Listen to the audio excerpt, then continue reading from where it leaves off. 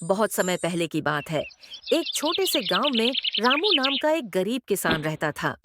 दिन भर खेत में मेहनत करता और रात को थक कर अपने झोपड़ी में सो जाता। उसकी मेहनत के बावजूद उसकी फसलें अक्सर खराब हो जाती और वह दुखी रहने लगा था।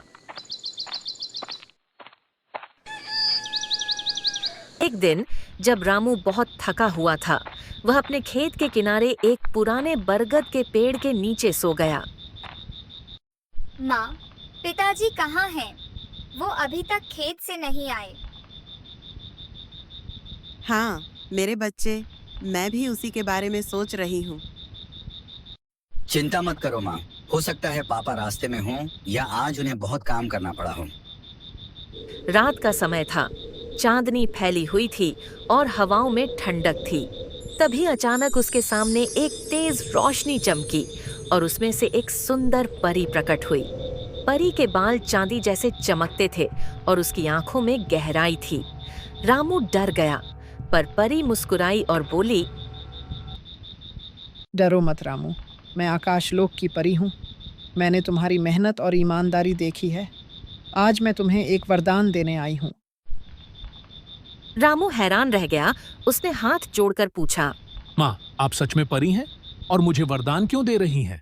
परी ने कहा, जो लोग बिना स्वार्थ के मेहनत करते हैं, उन्हें स्वर्ग भी सम्मान देता है।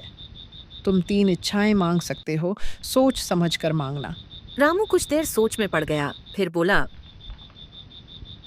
मेरी पहली इच्छा है कि मेरी फसलें हमेशा अच्छी हों। दूसरी, मेरी पत्नी और बच्चे कभी भूखे न रहें।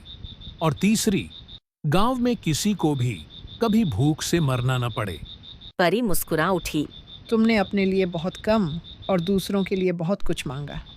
मैं तुम्हारी इच्छाएं पूरी करती हूँ, पर याद रखना, यह वरदान तभी तक चलेगा जब तक तुम सच्चाई और मेहनत का साथ नहीं छोड़ते। इतना कहकर परी फिर रोशनी में बदलकर आकाश में उड़ गई। अगली सुबह रामू की आंख खुली तो उसे सपना लग रहा था।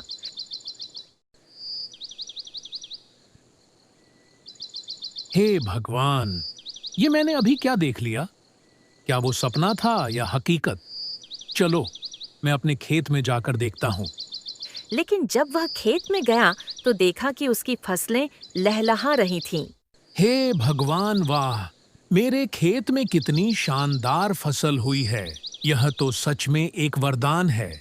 धन्यवाद परी माँ। अनाज इतना हुआ कि खुद के खाने के बाद भी वह गांव के जरूरतमंदों में बांटने लगा।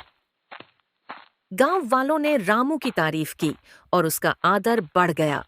रामू ने परी का दिया हर वरदान जिम्मेदारी से निभाया। रामू, हम तुम्हारे बहुत आभारी हैं और किसी भी मदद के लिए हम हमेशा तुम्हारे साथ रहेंगे। रात को जब वह अपने बच्चों को कहानी सुनाता तो परी के बारे में भी बताता। अगर दिल साफ हो तो स्वर्ग खुद चलकर आता है। मेरे बच्चे, एक परी ने हमें आशीर्वाद दिया है, इसलिए हमेशा मददगार और धैर्यवान रहो।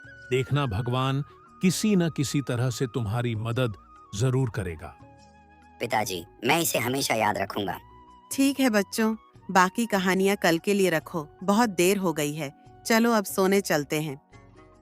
सीख, यह कहानी हमें सिखाती है कि मेहनत, ईमानदारी और दूसरों की भलाई की सोच ही असली जादू है।